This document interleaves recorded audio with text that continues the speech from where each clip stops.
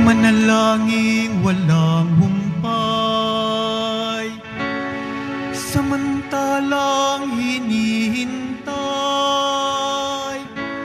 si Jesus na poong mahal. Alleluia, Alleluia, Alleluia,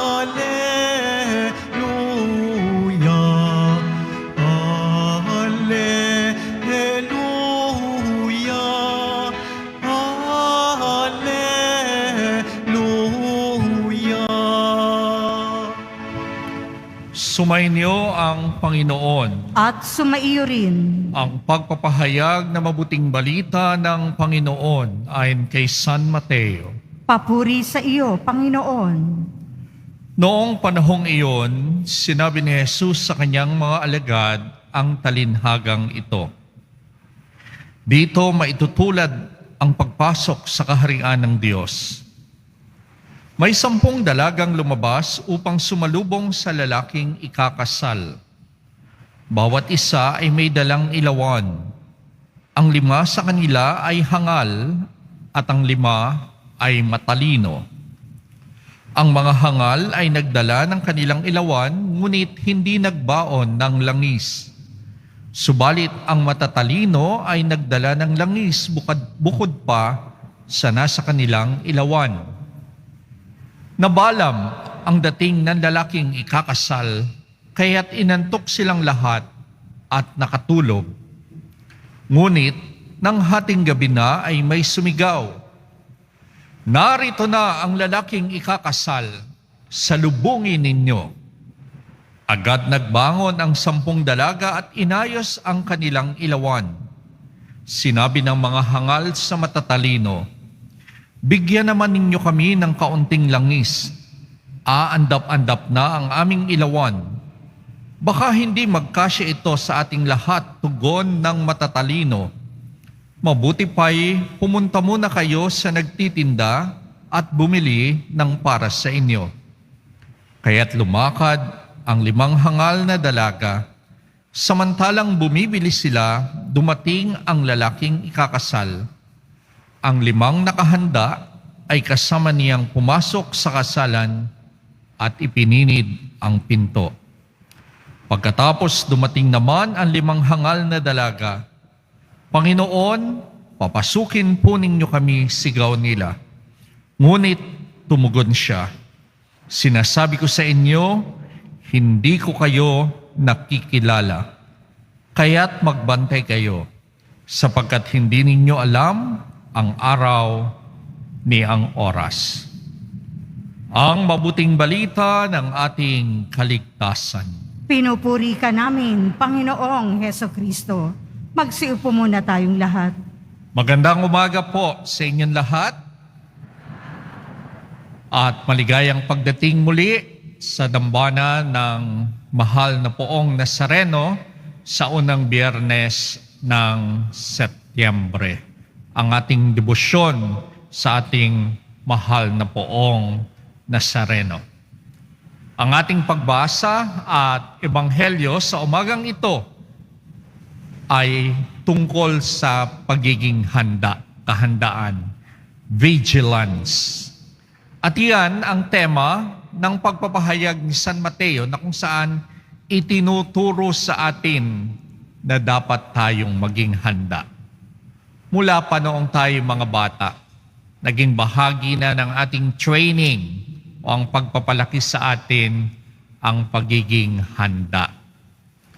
Kaya nga, nung mga grade school tayo, meron tayong Boy Scout, Girl Scout, at ano ang scout motto? Laging handa.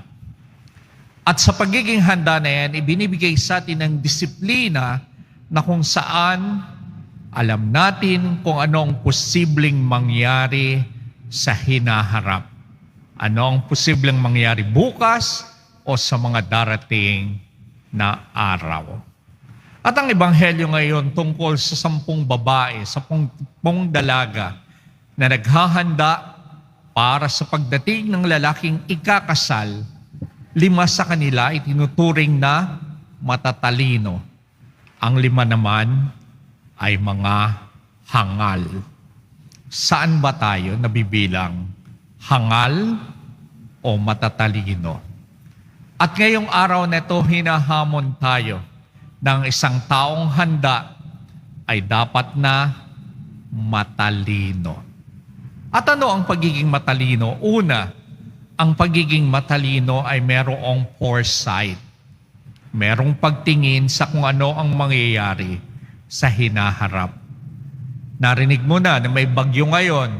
Nagtungo ka dito sa Quiapo at posibleng suungin mo ang malakas na pagbuhos ng ulan at tinitiyak ko lahat kayo nagdala ng payong, nagdala ng kapote o nagdala ng panangga sa baha.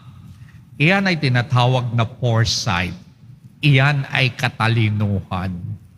At gayon din, ang isang taong may pagtingin o merong foresight sa hinaharap ay nabubuhay na masaya.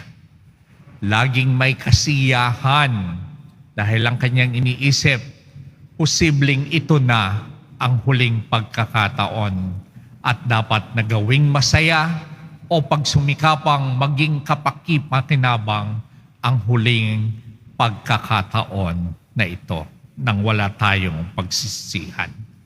At ang ikatlo, ang pagiging handa ay laging merong kagalakan na nananalangin sa Diyos.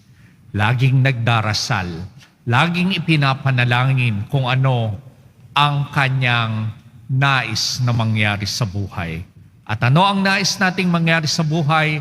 Ang lagi nating dalangin sa ating mahal na Poong Nazareno na sana kung dumating man ang takdang oras o ang panahon na tayo ay lilipat na, tatawid na sa pagkakataon na hinihintay natin ang kabilang buhay, makasama natin ang ating mahal na Poong Nazareno.